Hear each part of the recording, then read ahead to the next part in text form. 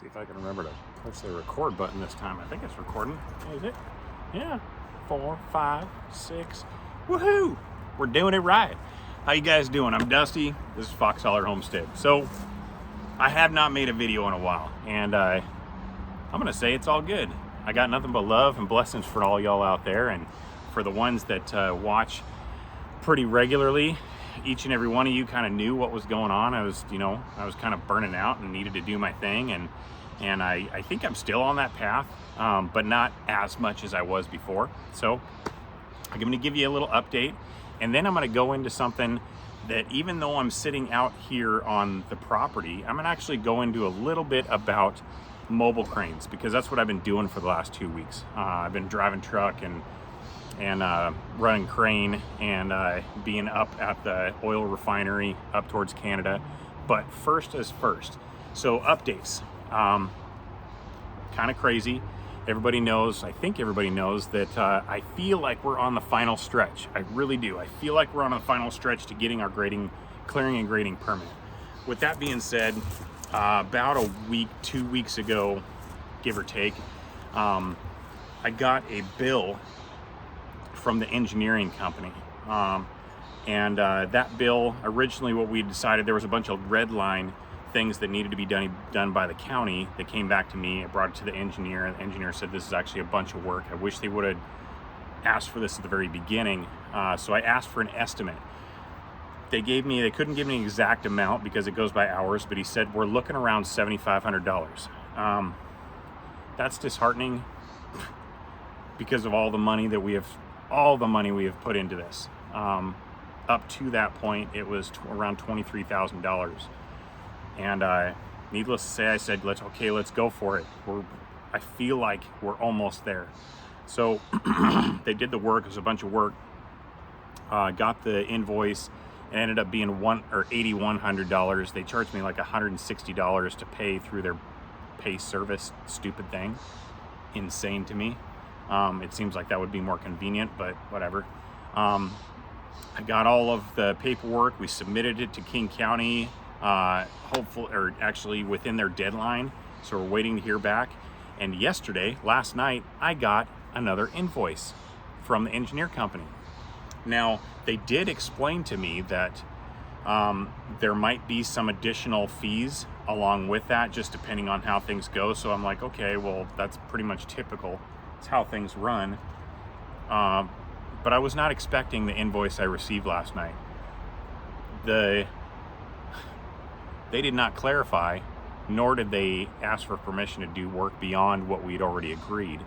And the invoice ended up being $9,100 something.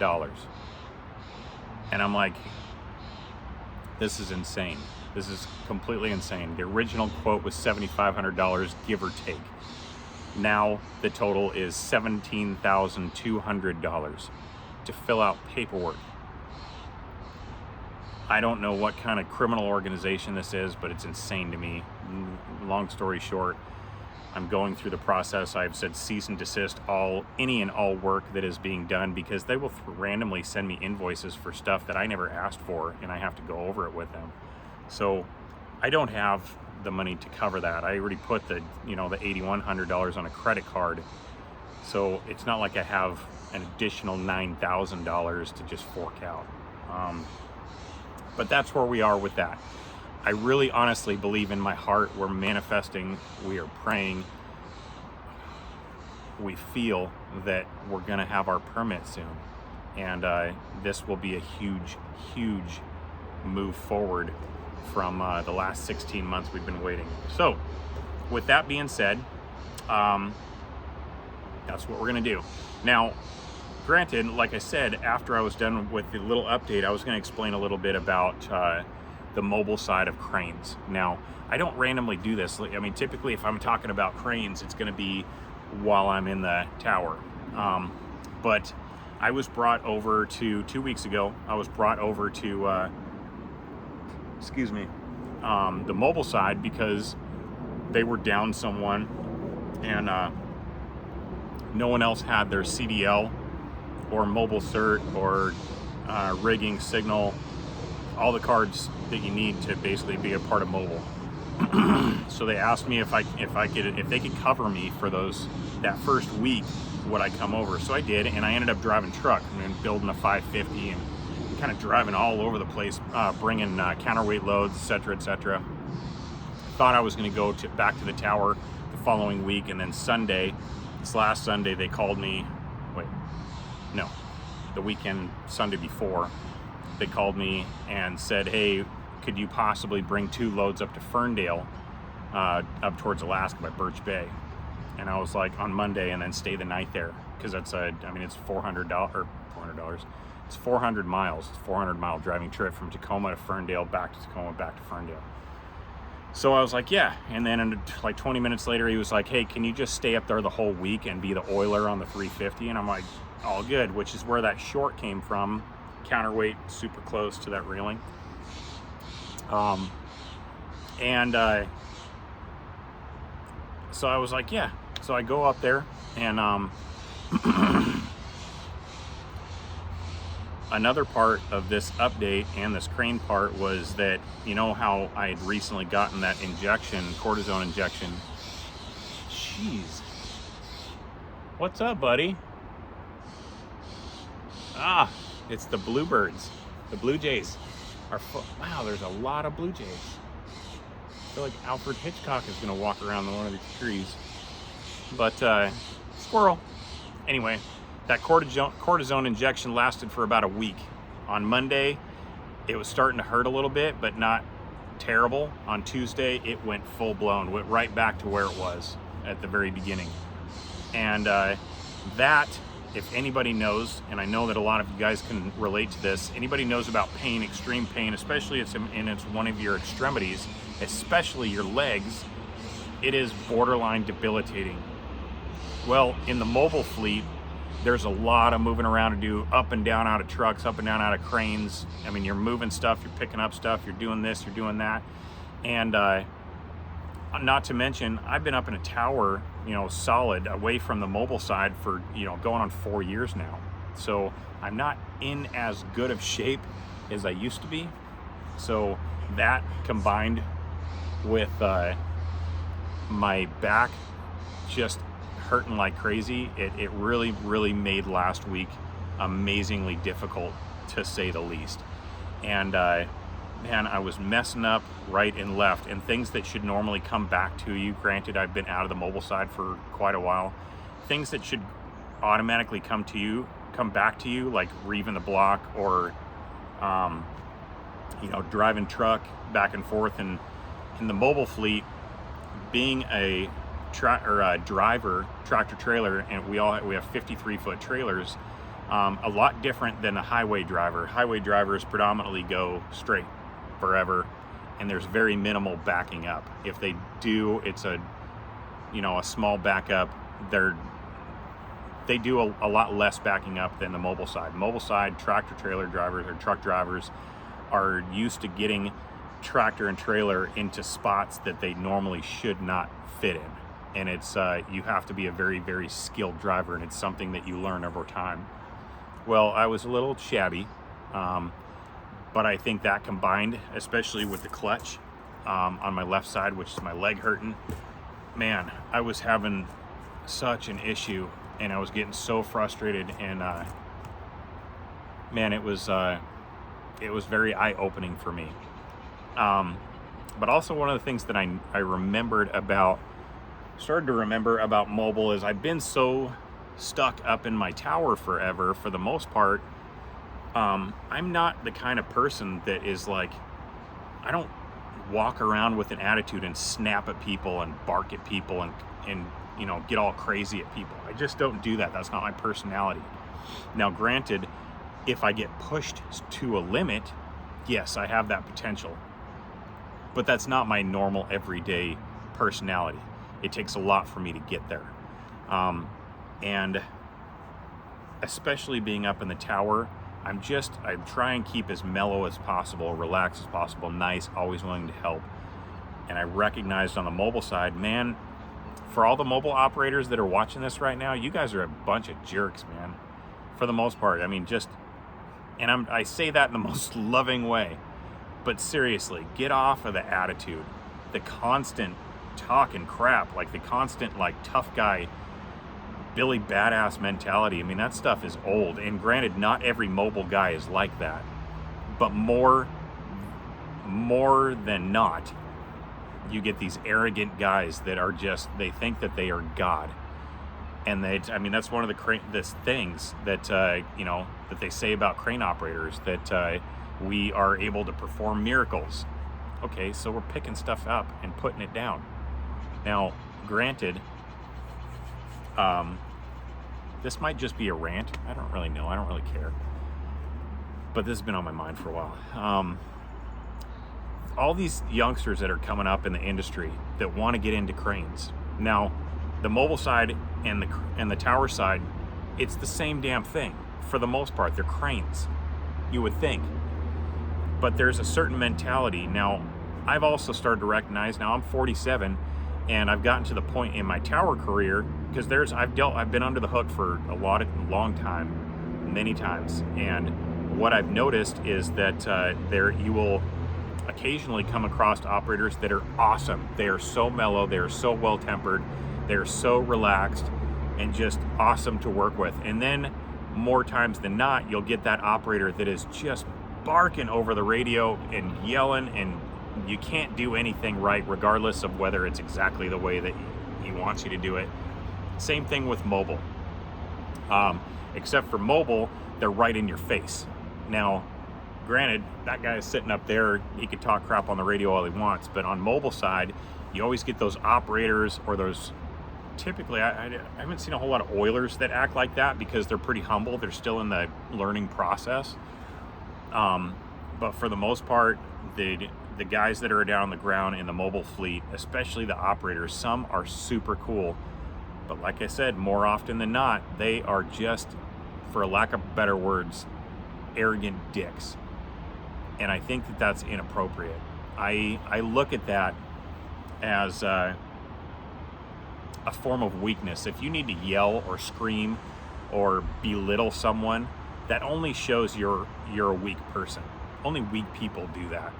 You can simply get across your message in the best of ways without doing that. Now, granted, everybody goes through frustrations, and especially if it's a safety situation, there have been times where, like, I mean, I will freak out, like scream, maybe not scream, but yell and cuss, because I'm so frustrated with a certain situation, and it's built up and built up, that people could be so stupid to put themselves in that situation. But then I have to reflect and calm down, and, you know, I'll apologize. But man, I dealt with this last week, and a lot of the reason why is I do believe it was my fault, because I had so much pain going on, and I'm not the kind of person that feels pain like that, like to the point where I can barely walk.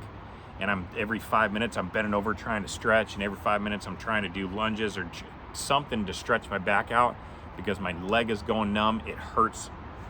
And so my attention, my mindset at that time was not completely on what the responsibilities that I needed to be concentrating on, which were cleaning the crane or rigging loads. We were going, you know, we had to disassemble the crane, break the crane down. And a 350 ton, it's got 200,000 some odd pounds of counterweight on the back. That's 2 sets of wings, and then all the bricks in the center. So that's, I mean, it's, you know, 5 trucks, 5 53-foot trucks full of loads and weights, and coming back and forth, having issues backing up. And man, I was just, everything that I did, I was messing up. And on the second day, on Tuesday, I actually went to the operator and was like, listen, man, I really apologize, because I messed up something, even putting like the 2-block system back on the hoist line. I put it on the wrong one. I mean, who does that? Unless you just don't know what you're doing. And I know what I'm doing. But something as simple as that, I mean, it's just, obviously my brain's not in the game. And I had to get to the point where I was borderline like, listen, man, I don't even know if I should be out here, because I can't fully concentrate on what I need to do the safest way. But that was just a huge reminder of where I was But I guess when it comes down to the whole, whiny operator thing and the, arrogant tough guy, man, I got such crap from that dude. And it was like, that's the kind of person that looks at someone fall and really hurt themselves, and he laughs in their face and then points at them and says, "Oh, you fell." Like, are you serious, man? That's what that dude, it wasn't like the whole time, but it was after the fact. And even after, when I apologized, the apology was very sincere, and I was like, man, I'm screwing up. I'm really sorry. And he was like, yeah, because you're screwing up everything. How, we're frustrated as hell. And I'm thinking to myself, well, get off your ass and come help. You know that I'm hurting. You know that the situation is there, and you're sitting on your ass in that cab not doing a damn thing. Especially, if you're not picking up loads or unloading a trailer or something, or this other guy that's supposedly running a crane, but he ain't made picks in, however many hours, and he's sitting up there bullshitting with you up on the deck. You guys get down and help. That's what I would do as an operator. I am not above anything. Just because I'm an operator doesn't mean I'm going to make someone slave down there, especially if I know they're in pain. But again, this is probably just a rant, but I want each and every one of the youngsters out there to know that are getting into this industry, never give up. Don't. Even though you may get a lot of flack, stand up for yourself. You don't have to bark at them. You don't have to, challenge them to a fight or whatever, because a lot of times that's in the back of my head. Like, I'm done talking. Let's just do this. We'll take care of it and we'll move forward. Shake hands and move forward. But that's my younger self. That's what I used to do. I don't do that anymore. I'm 47 years old. You young kids that are coming up in the industry, this is not easy. It's not an easy thing to do. And the older you get, it's harder, because I feel like my pride gets in the way. There's different challenges, but hold steadfast. Seriously, do it. And recognize if this is what you want to do for the rest of your life as a career, you're going to have to grow some thick skin. But that doesn't mean that you need to be talked down to as if you're less of a person. Don't ever tolerate that. Now, if you mess up, you take responsibility for that. You man up to that. But if someone is just being an arrogant jackass and just talking down to you, like he's pointing his finger at you and, belittling you, that's intolerable. You don't tolerate that. Doesn't mean you need to freak out, but you simply confront the situation and say, hey, listen, if I'm doing something wrong, I apologize. I'm trying my hardest to learn the best way that I can, but don't talk to me that way. There's no reason to talk down to me. So that's pretty much that. What do you think about that one? There was so much involved in that. Bailey liked it. Huh, Bailey? Huh? Did you like that? Huh? Come on. Oh, he's such a good guy.